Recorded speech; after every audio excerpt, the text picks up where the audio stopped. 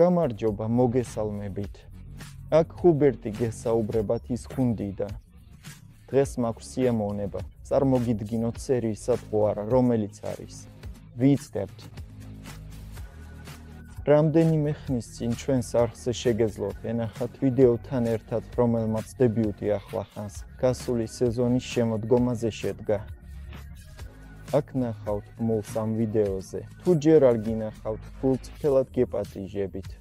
დღეს ცოტათი შევადარებთ ამ ორ სატყუარას, რადგან მიუხედავად იმისა, რომ ისინი ერთმანეთს ჰგავს, მათი გამოყენების სტილი ოდნავ განსხვავებულია. პირველ რიგში ეს სატყუარები შექმნილია ძალიან რთული კალმახების დასაჭერად, მაგრამ განსაკუთრებით დიდი თევზებისთვის. ჩვენ გვინდა დავიჭიროთ მართლაც კარგი კალმახები და ეს სატყუარა ამის საშუალებას გვაძლევს. გარდა ამისა, ამ სატყუარამ მაშინვე გაამართლა თავისთავი ტიპის შეჯიბრებებზე. თევზებს მაშინვე შეუყვარდათ ამ სატყუარის მოძრაობა, რადგან ის ოდნავ განსხვავებულია ის სერიის სხვა სატყუარებთან შედარებით, როგორიცაა. მაგრამ ამ ყველაფერს მალე თავადაც გაიგებთ და დარწმუნდებით. ტრადიციულად ჩვენ სანდოქილებში იპოვით. ჩვენ გვაქვს ორი ზომა, 95 მმ და 65 მმ. ამ შემთხვევაში სახელწოდებას დამატებული აქვს სიტყვა ჯუნიორი, რათა მარტივად გაარჩიოთ, რომელია. პატარა ზომა 65-იანი, ხილაში გვთავაზობს 15 ცალსატყუარას. ხოლო 99-იანი 10 ცალ რეზინას. ეს სატყუარები საკმაოდ არატიპიურია. მალე ნახავთ ამ სატყუარების ახლო ხედს და შეამჩნევთ ერთ დეტალს, რომელიც განსაზღვრავს, რომ ეს სატყუარა წარმოუდგენლად ეფექტურია. აქ მაქვს ჯუნიორი. და აიმე თქვენთვის მოვამზადე 95. როგორც ხედავთ, განსხვავება თვალსაჩინოა, მაგრამ ზომის ცვლილების მიუხედავად, ამ სატყუარებს ერთი საერთო მახასიათებელი აქვთ. ეს პირველ რიგში უკანა ნაწილს ეხება, ნახეთ. ახლა სატყუარას სწორად ვიჭერთ და ეს პატარა კოდი ამ სიმაღლეზე მომრგვალებულია. ეს იწვევს იმას, რომ როდესაც ასეთ სატყუარას მსუბუქი მოქნევებით უმართავთ ანკესით, კუდი სწორდება და იხრება. და სინამდვილეში, მიუხედავად იმისა, რომ ეს სატყუარა თითქმის 95 მმ-ია, უნდა ითქვას, რომ იმის გამო, რომ აქ სპეციალურად არის ფორმირებული ეს კუდი, ის რეალურად მოკლეა. მოკლეა ვიდრე მითითებული ზომა. ანუ, თუ ასე გავაკეთებდი, მაშინ ნამდვილად ექნება 95 მმ. როცა ის ასე ჰკიდია ან სადმე წევს, მაშინ ეს ზომა უკვე აშკარად უფრო მოკლეა. და აქ ჩნდება საერთოდ ისება ყველა სერიის სატყუარასთვის. როცა თევზი კვენს და ეს თევზები ასეთ ჭიაზე გულგრილად არ ჩავლენ, რადგან ვინ არ ინდომებდა ასეთ ჭიას შეჭმას, სწორედ ამ დროს სატყუარა ძალიან ლამაზად იხრება და საშუალებას იძლევა ეფექტურად გააკეთო დაჭერა. მიუხედავად იმისა, რომ აქაც არ ვიყენებთ გრძელ კაუჩებს, უბრალოდ იმისთვის, რომ სატყუარა არ გავამაგროთ ზედმეტად. რაც უფრო ბუნებრივად მოძრაობს სატყუარა, მით უკეთესი შედეგებია წყლისპირას. უფრო გამოცდილმა მეთევზეებმა ეს კარგად იციან.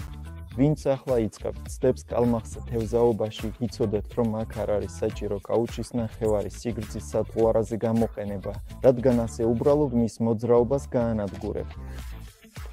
მალე ნახავთ არა მხოლოდ ამ სატყუარას მოძრაობას წყალში, არამედ ასევე გაჩვენებთ, როგორ ვამაგრებ მას ყველაზე საბაზისო ფორმით.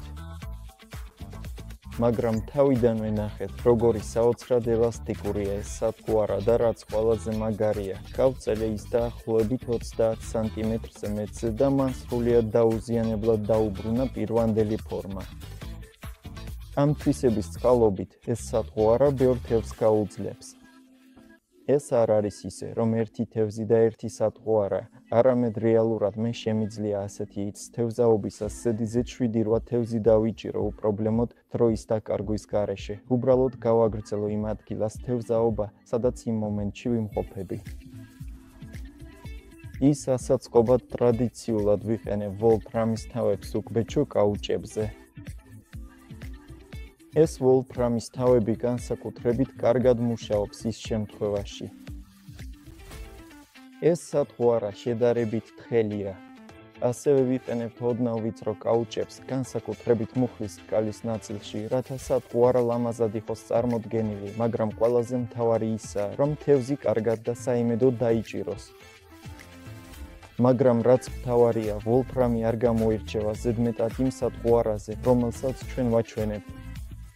თუ ვიყენებთ ხანდახან 5.9 მილიმეტრის თავებსაც კი, ანუ 1.9 გრამისას, ისინი ბევრად უფრო დიდი იქნებოდა, ვიდრე ვოლფრამის ანალოგი. აი ასე გამოიყურება აღჭურვილი სატყუარა. ძალიან სწრაფად და მარტივად შეიძლება ამის გაკეთება, რაც ამ სპეციალურ რგოლს უნდა ვუმადლოდეთ, რომელსაც აქ ხედავთ. ამ ჭიახელას შეგვიძლია ოდნავ მოუგრიხოთ, ან სურვილისამებრ გავასწოროთ, ისე როგორც ჩვენ გვინდა თევზაობისას. არ გირჩევთ ძალიან ძლიერად გადახრას, თუ მდინარეში თევზაობ. რატომ? იმიტომ, რომ ეს სატყუარა სხვადასხვა დინებებში და ნაკადებში დაიწყებს ტრიალს, რაც ჩვენ არ გვინდა. გონია, რომ ყოველ შემთხვევაში ჩემი აზრით არ აქვს აზრი ამას ზედმეტად გადაჭარბებულად გავაკეთოთ. მაგრამ რა თქმა უნდა, ამას არ ვკრძალავთ, რადგან ეს სატყუარები დამზადებულია მცურავი მასალისგან. სინამდვილეში, ეფექტური აღჭურვილობის არჩევანი აქ საკმაოდ ფართოა.